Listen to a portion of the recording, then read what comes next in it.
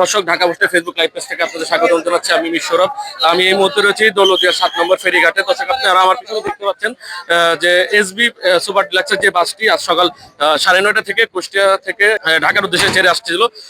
তো দৌলতদিয়া 7 নম্বর ফেরিঘাটে বাসটি পন্টুনে সংযোগ সড়কে যাত্রীদের নামিয়ে দিয়ে পন্টুনে এসে যখন ফেরতে উঠতে যাচ্ছিল তখন নিয়ন্ত্রণ হারিয়ে বাসটি পদ্মায় পড়ে যায়। ঠিক 9:30 দিকে পদ্মায় পড়ে গেলে তখন বাসটি নিয়ন্ত্রণ হারিয়ে পদ্মায় পড়ে যাওয়ার সাথে সাথে আমরা দেখেছি যে উদ্ধারকারী জাহাজ হামজা সহ স্থানীয় প্রশাসন বাসটি উদ্ধারে অভিযানে নামে। ঠিক 2.5 ঘন্টার প্রচেষ্টায় এসবি পরিবহনের যে বাসটি সেই বাসটিকে পন্টুনের উপর ওঠানো হয়। তবে আমরা যতটুকু জেনেছি বাসে 38 জনের মতো যাত্রী ছিল, তবে কোনো যাত্রীরা সব জীবিত রয়েছে, অর্থাৎ কোনো হতাহতের ঘটনা ঘটেনি। বাসের মধ্যে যে চালক ছিল সে নদীতে পড়ে গিয়েছিল, পরে স্থানীয়দের সহযোগিতায় তাকে উদ্ধার করে হাসপাতালে পাঠানো হয়েছে।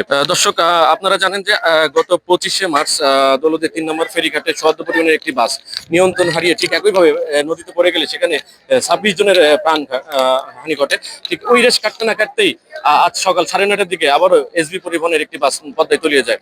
তো দর্শক, আমরা এই মুহূর্তে দেখতে পাচ্ছি যে পদ্মায় থেকে যে বাসটি ওঠানো হয়েছিল সেই বাসটিকে একটি র্যাকারের সাহায্যে বাসটিকে উপরে উঠানো হচ্ছে। আপনারা দেখতে পাচ্ছেন। দর্শক, আপনাদের আরেকটি বিষয় জানিয়ে রাখতে চাই যে যাত্রীদের যে মালামালগুলো ছিল সেগুলো উদ্ধার করে তাদেরকে বুঝিয়ে দেওয়ার প্রক্রিয়া চলছে। আমরা জেলা প্রশাসক, পুলিশ সুপার সব ফায়ার সার্ভিসের সাথে কথা বলেছি।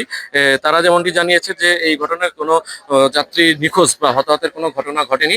তারা যাত্রীদেরকে সচেতন হতে বলেছেন এবং ফেরিতে ওঠার সময় যাত্রীদেরকে তারা বাস থেকে নেমে যাওয়ার জন্য বলেছেন। দর্শক, এই ছিল দৌলতদিয়া 7 নম্বর ফেরিঘাট থেকে আমার কাছে সর্বশেষ।